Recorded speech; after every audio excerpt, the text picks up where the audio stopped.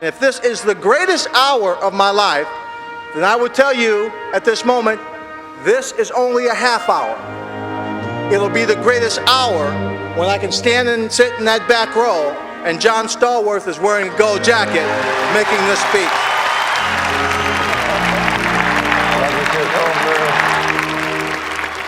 At a time when the Pittsburgh Steelers locker room was filled with superstar personalities, John Stallworth sat quietly in the corner. But if you compiled a list of championship qualities found in the team of the 70s, you'd realize that Stallworth possessed them all.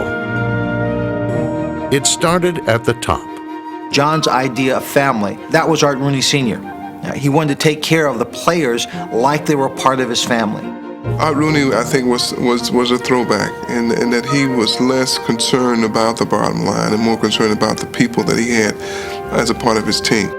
And that about him influenced me. His work ethic matched that of the only NFL coach he ever played for. If there was something to envy and something that I wanted to have as a part of my personality, is the way Chuck carried himself. I think they're both competitors, and they're both very quiet about it, in a quiet-like manner. I never seen Chuck Noll scream or yell at us. I think John was of the same demeanor. So goes the owner, so goes the team, so goes the head coach, so goes the football players. Pumping, firing downfield, there goes Stallworth. He pulls it in at the 30. Stallworth's modesty remained a constant, even after his game-winning touchdown in Super Bowl 14. Oh, did he beat him? I like to put John in the same category that I put offensive linemen. You know, I hold them in very high regard because they do their job and work very hard without acclaim.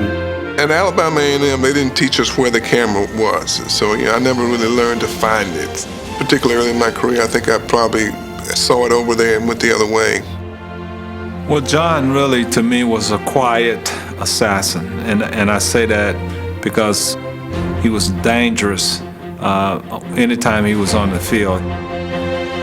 At times, he resembled the Steel Curtain defense, right down to their missing teeth. When he first got there, you thought he was a basketball player, tall, lanky, you thought he was a point guard or something. So you see a guy who's low-key, very humble, but yet on the inside, he's very tough.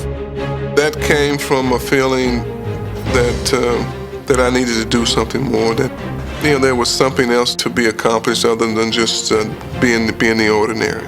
His reputation as a runner wasn't as immaculate as Franco's, but Stallworth's quickness was comparable. John's open field running would always amaze me. After he caught the ball, it wasn't done.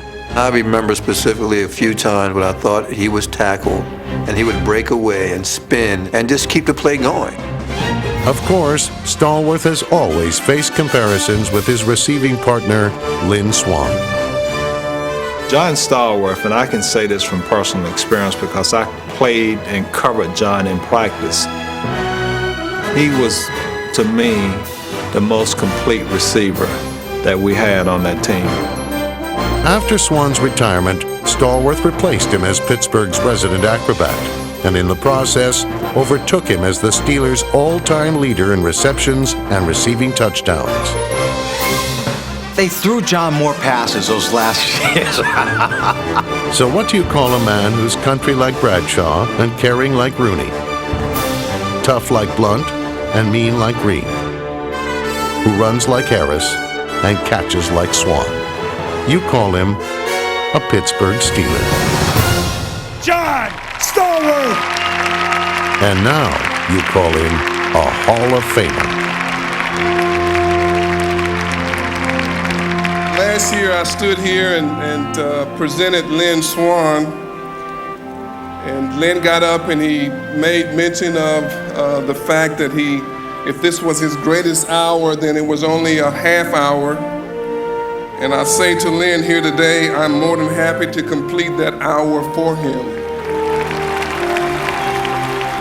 Maybe I'm the guy that learned the most, that was able to look around him and pick the good things from the people around him.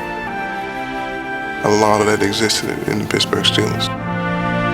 John is tough, he's honest, he works hard, he has character. and he's willing to compete. That, in a nutshell, is what the Steelers were all about.